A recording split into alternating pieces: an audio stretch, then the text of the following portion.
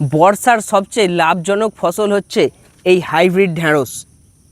এখন তোমরা জানতে চেয়েছো এই চাষের প্রাইমারি সার বা প্রথম সার কি। সহজ ভাষায় বলবো 5:2:1 সার দিন। জমিতে কিন্তু এইভাবে এলোপাথারি ছড়িয়ে দিলে হবে না। এক মুঠো সার 3টে গাছ, এটুকু দিলেই এটা আদর্শ ভাগ। এর থেকে বেশি দিলে গাছ হুমড়ে যাবে, কম দিলে সার কম হয়ে যাবে। এই জায়গাটা আমি দাঁড়িয়ে আছি, অলরেডি সার চাপান দেয়া হয়ে গেছে। এই ঢেঁড়স চাষের মাটি তৈরি থেকে শুরু করে এখনো পর্যন্ত তোমরা আমাদের সঙ্গে আছো। যখন জমি তৈরি করা হয় তখন জমিতে গোবর সার ছড়ানো সবচেয়ে বেশি কার্যকর। কিন্তু গোবর সার কেন? কারণ গোবর সারের মধ্যে আছে হিউমিক অ্যাসিড, যেটা চাষের জন্য অত্যন্ত উপকারী এবং দরকারি। দানা বসানোর পর 30 দিনের মাথায় চাপান সার বলো প্রাইমারি সার বলো সেটা আমি দিচ্ছি। প্রাইমারি সারের প্রথম হলো সরষে খোল, আর দ্বিতীয় হলো রাসায়নিক সার এনপিকে, যেটা আমরা এনপিকে 10-26-26 ইফকো বলেই জানি। এই ইফকোর মধ্যে কি আছে? Nitrogen, phosphorus, potash. 10 nitrogen, 26 phosphorus, 26 potash.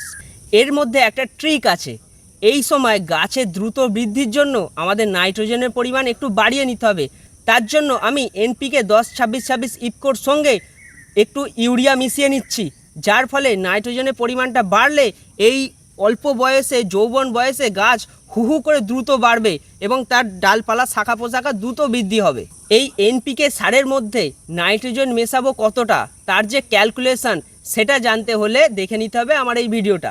আমার এই হিসাব শিখে এগুলো দোকানদারকে গিয়ে বললে দোকানদার কনফিউজ হয়ে যাবে।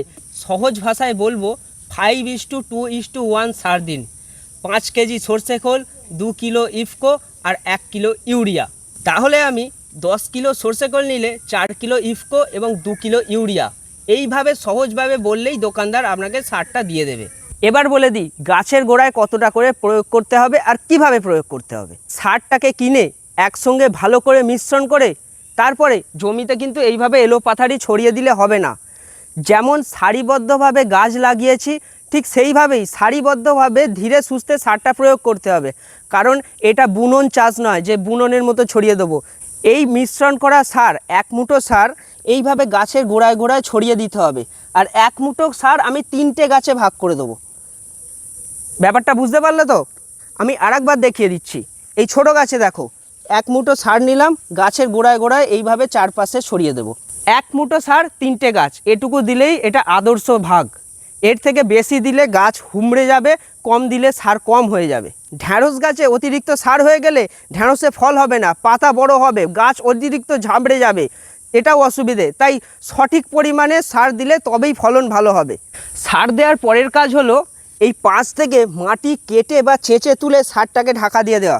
অলরেডি সার চাপান দেওয়া হয়ে গেছে, তার জন্য আমি বুঝিয়ে দিচ্ছি।